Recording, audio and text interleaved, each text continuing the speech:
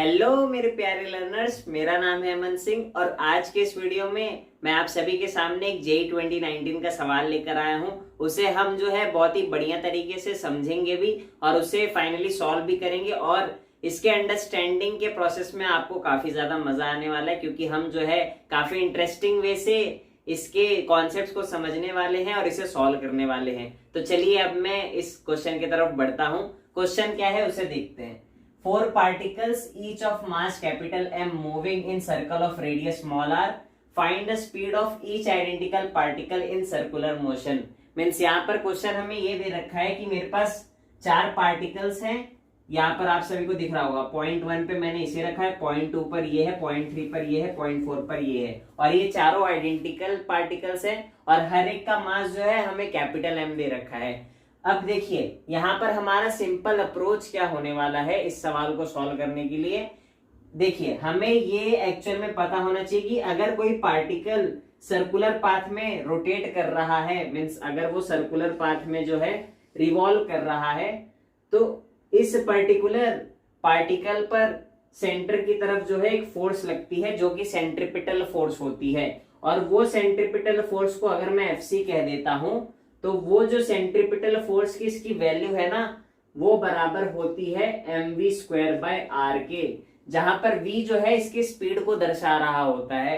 Means यहाँ पर अगर मैं सेंट्रिपिटल फोर्स नेट इस पार्टिकल पर कितना लग रहा है वो फाइंड कर लूं तो फाइनली मुझे जो है स्पीड की वैल्यू मिल जाएगी इसकी। और क्योंकि सारे आइडेंटिकल पार्टिकल्स हैं तो जितनी स्पीड से ये मूव करेगा उतनी स्पीड से ये भी और ये भी मूव कर रहा होगा।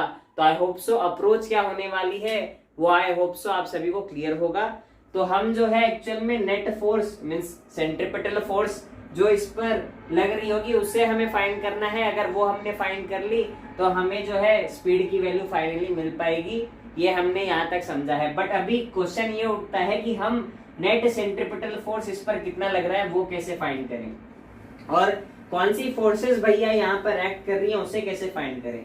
तो उसके लिए आपको न्यूटन्स लॉ ऑफ ग्रेविटेशन का कॉन्सेप्ट आना चाहिए और ये कॉन्सेप्ट क्या है उसका फील लेते हैं।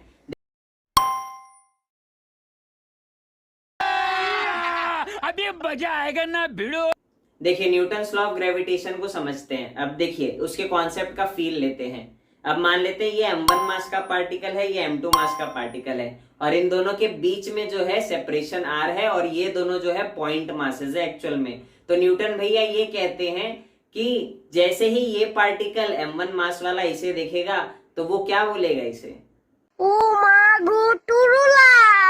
तो इसका मतलब ये जो है एक्चुअल में उस लव की वजह से यहाँ पर ये फील करेगा कि मैं जो है अट्रैक्ट हो रहा हूँ इसकी तरफ। और सिमिलरली ये भी जो m2 मास का पार्टिकल है वो भी जो है वही सेम चीज बोलेगा और उस लव के कारण ये भी जो है अट्रैक्ट होगा इसकी तरफ। मीन्स दो बॉडीज जिसका मास है कुछ और दोनों के बीच में सेपरेशन है, दोनों एक्चुअल में पॉइंट मासेस होने चाहिए और कुछ सेपरेशन r दे रखा है उन दोनों के बीच में, तो वो जो है एक दूसरे की तरफ अट्रैक्ट होते हैं विद अ फोर्स। और उस फोर्स की वैल्यू एक्चुअल में क्या होती है, F बराबर G m1 m2 अपॉन में r², जहां पर m1 m2 इन दोनों बॉडीज के मासेस है रिस्पेक्टिवली और r उनके बीच का सेपरेशन है।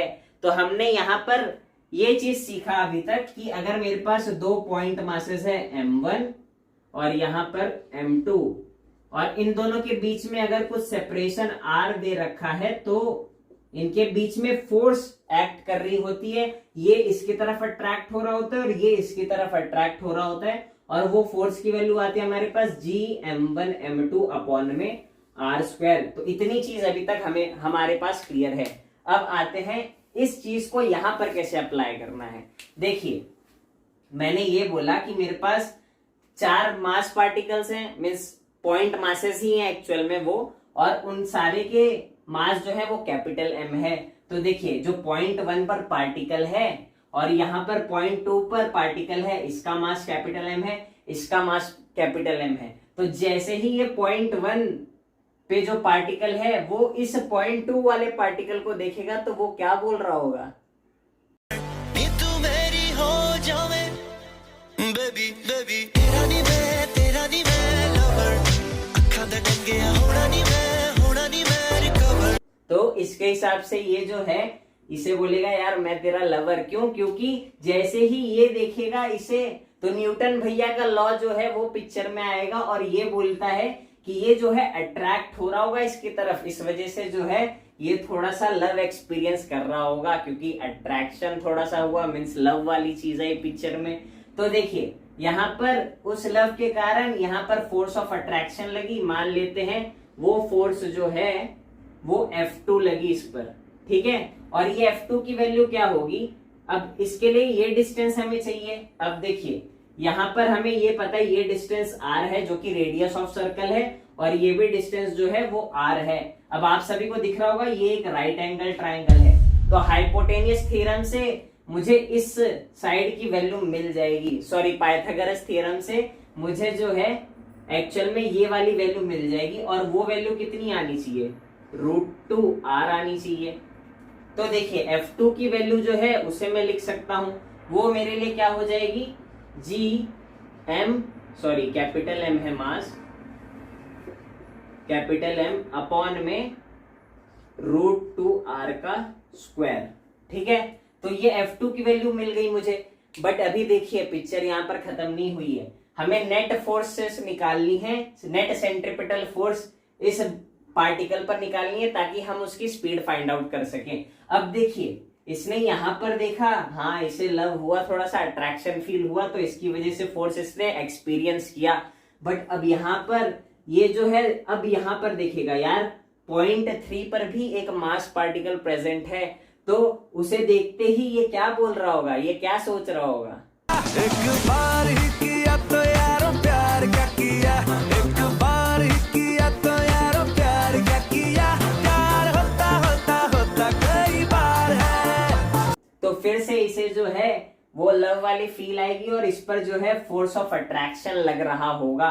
तो यहाँ पर मान लेते हैं इस थर्ड पॉइंट वाले की वजह से कुछ F3 फोर्स लग रहा है। और देखिए ये डिस्टेंस r है, ये डिस्टेंस r है, इसका मास कैपिटल M है, इसका मास कैपिटल M है, ये भी कैपिटल M का मास है, ये भी कैपिटल M का मास है।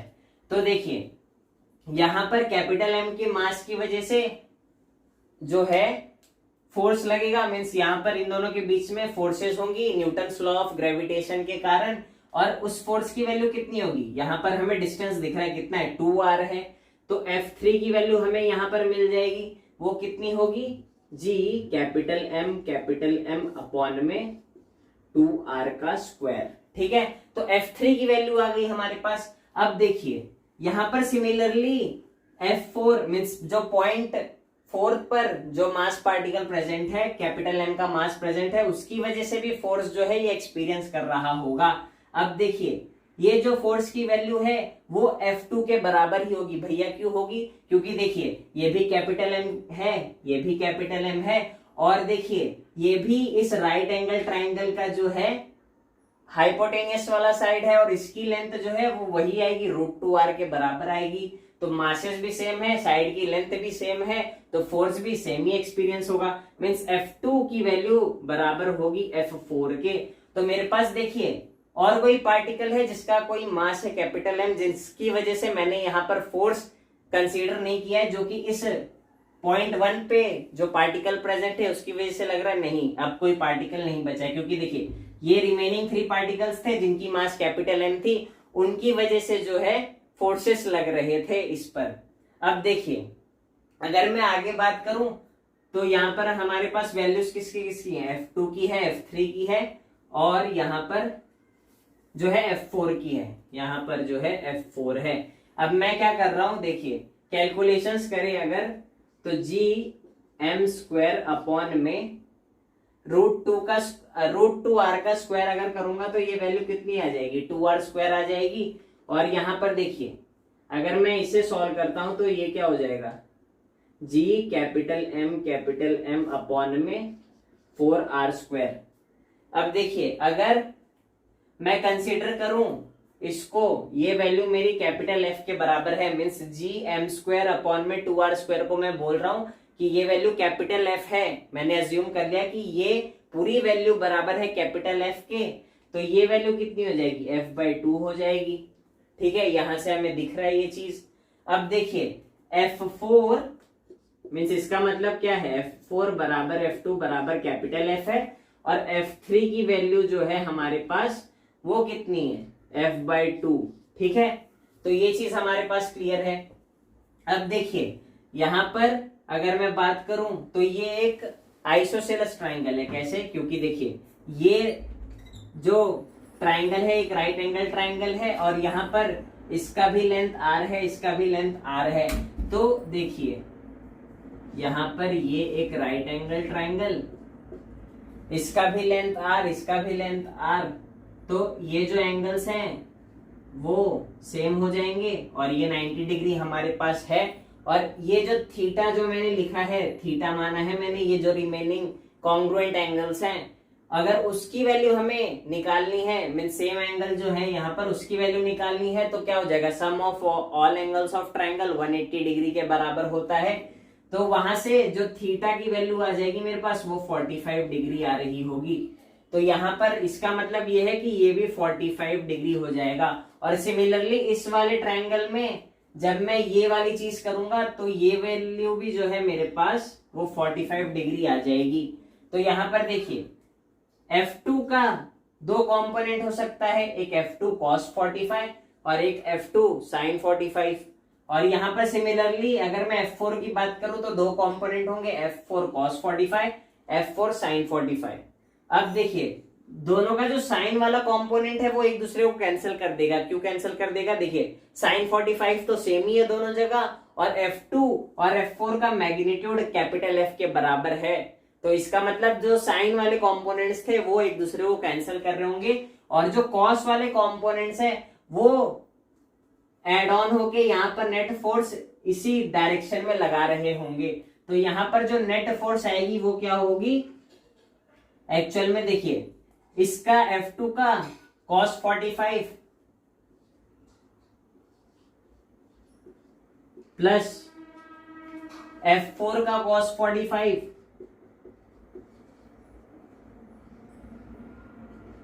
और देखिए F3 तो लग ही रहा है ऑलरेडी, तो F3 हो गया वो। अब देखिए ये मेरा नेट फोर्स है जो कि इस पार्टिकल पर एक्चुअल में एक्ट कर रहा है।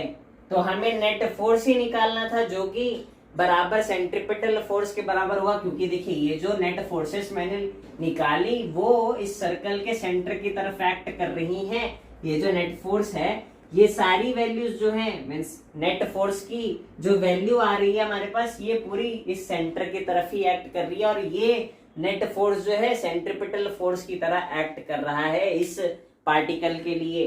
अब देखिए अगर मैं इनकी वैल्यूज को सब्स्टिट्यूट कर दूं तो F नेट जो है वो बराबर होगा F2 cos 45। अब F2 की वैल्यू क्या है, F है, और F4 की वैल्यू भी जो है वो F है। तो F और cos 45 इज 1/√2, तो F/√2 plus F/√2 plus F3 की बात करें तो वो क्या हो जाएगा, F/2। अब देखिए यहां पर अगर मैं ऐड करूं तो ये क्या हो जाएगा, √2 इंटू F। अब ये कैसे आया, देखिए इन दोनों का डिनोमिनेटर सेम है तो ये 2F अपॉन में √2 हो जाएगा, और 2 को मैं √2 इंटू √2 लिखूंगा जहां पर जो है डिनोमिनेटर से एक √2 कैंसिल हो रहा होगा, फिर प्लस F/2। अब देखिए यहां पर अगर मैं F कॉमन ले लूं तो मेरे पास क्या बचेगा, √2 प्लस 1/2। ठीक है, और यहां पर फाइनली एलसीएम लेने के बाद मेरे पास क्या आ जाएगी वैल्यू, 1 प्लस 2√2 अपॉन में √2। और फाइनली F की वैल्यू को जब मैं सब्स्टिट्यूट कर दूंगा इस वैल्यू से, क्योंकि F को मैंने यही वैल्यू से सब्स्टिट्यूट किया था, तो वो जो है एक्चुअल में मुझे नेट फोर्स की वैल्यू दे रहा होगा। तो उसे मैं निकालता हूं अब फाइनली जो मेरे नेट फोर्स की वैल्यू आएगी। अब देखिए F नेट जो है वो क्या है, F into this particular thing. अब F की वैल्यू क्या है, G capital M square upon में 2R² इंटू 1 प्लस 2√2 डिवाइड में √2। देखिए यहाँ तक तो सारी चीजें क्लियर है। यहाँ पर एक्चुअल में देखिए √2 नहीं आएगा, ये एक्चुअल में 2 होगा, क्योंकि देखिए यहाँ पर 2 था एक्चुअल में और एलसीएम लूंगा तो यहाँ पर डिनोमिनेटर में 2 ही आएगा, तो यहाँ पर भी 2 होगा। अब देखिए ये नेट फोर्स जो है वही सेंट्रिपिटल फोर्स की तरह एक्ट कर रहा होगा यहाँ पर, तो यहाँ पर जो एफ नेट है उसे मैं सेंट्रिपिटल फोर्स की वैल्यू के बराबर कर दूंगा, और वो क्या होती है mv²/r, और m क्या है एक्चुअल में कैपिटल M है। मास ऑफ दिस पार्टिकल, इस वजह से कैपिटल M आया, g कैपिटल m²/में 2r², 1 + 2√2 डिवाइड में 2। अब देखिए ये यहां से कटा और यहां से एक r गया, तो यहां पर एक्चुअल में क्या हो गया v² = g कैपिटल M/में 2r इंटू 1 + 2√2 डिवाइड में 2। तो ये जो है एक्चुअल में v² की वैल्यू आ रही है और इसका मैं स्क्वायर रूट ले लूंगा, तो मेरे पास फाइनली स्पीड की वैल्यू जो है आ रही होगी, जो कि एक्चुअल में पूछा गया था हमसे कि इस पार्टिकल का जो है स्पीड कितना है। तो यहाँ पर जब मैं स्क्वायर रूट ले लूंगा तो मेरे पास उस स्पीड की वैल्यू आ जाएगी, और यही सेम स्पीड से ये बाकी के रिमेनिंग पार्टिकल्स भी जो है वो ट्रेवल कर रहे होंगे, चल रहे होंगे, क्योंकि सारे जो है आइडेंटिकल पार्टिकल्स हैं।